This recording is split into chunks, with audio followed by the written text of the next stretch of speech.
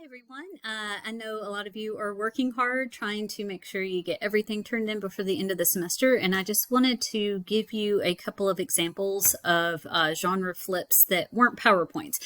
There's nothing wrong with doing a PowerPoint, guys. I would probably personally do a PowerPoint if I was doing this, but it's mostly because I lack artistic ability at all. I can't draw a stick figure, hardly. They always wind up crooked or not looking right. But a lot of you are more artistically inclined, or you're really, really good with creating things like infographics, like you have like really a lot of talent when it comes to like the spatial mode of communication. And so I just wanted to show you some examples of things that aren't PowerPoints just to kind of maybe get some creative juices flowing or maybe give you a few ideas. So first one is an infographic. You can make infographics in a lot of different places. You can just use Word and try to create an infographic. Canva has some really good options where they have some kind of pre-made infographics, so you can just kind of put in your information if you want to. This particular student did theirs on the FIFA, which is the Federal International de Football Association, about some corruption that was happening. And I think this came from their genre analysis. And so like they talk about just some of the different corruption from the genre that they analyzed, and they took that information and turned it into a very nice, well-organized infographic. So with some suggestions on how it can be fixed. So I can't remember if this one was a genre analysis or it might have been like a research type assignment, but regardless, it's just pretty good because it has the information from the original. It's short. Like with an infographic, you're going to want it to be short, sweet, and to the point. You don't want like just paragraph after paragraph of information. You're really going to have to condense it down to make it make sense. Remember, an infographic is going to be snapshots and like the main points of whatever your original piece was. So this was a good example.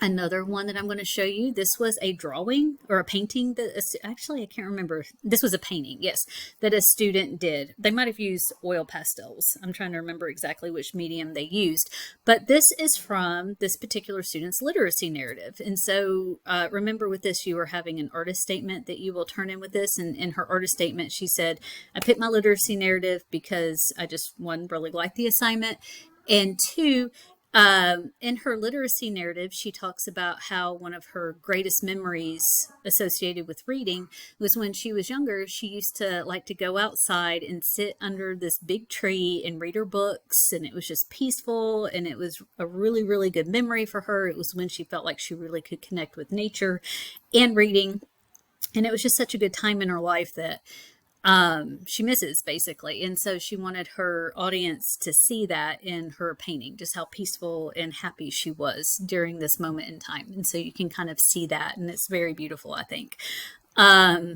Another example, what I'm going to do is I'm going to show you for this one, I'm going to show you the original first. So this particular student did a PowerPoint for her interview project on when the Whataburger in Murfreesboro opened, the very first one. If any of you are from Murfreesboro, that's the one on Old Fort. And so she took 3 of her friends. You can kind of see them there. And then she just asked them several questions about the whole process and turned that into her interview project. So it was really a lot of fun. They talked about what they got. She asked about the branding. What was your opinion on the burger? Didn't have enough ketchup. It was good. They did not like the fries at all. Taste nasty, gross. Did not like them. Needs more salt. What were your thoughts on the sauces? They didn't like the spicy ketchup, but they really liked the salsa verde.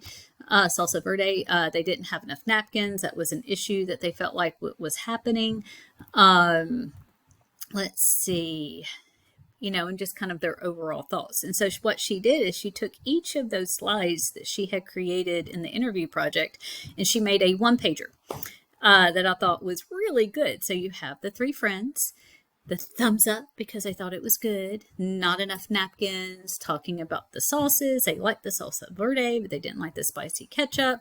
They had to wait a long time, not enough salt on the fries. So you can easily see how she took each of the elements from that original project and turned it into this really nice one-pager that really captured the spirit of the original piece. And that is another thing that y'all could potentially do.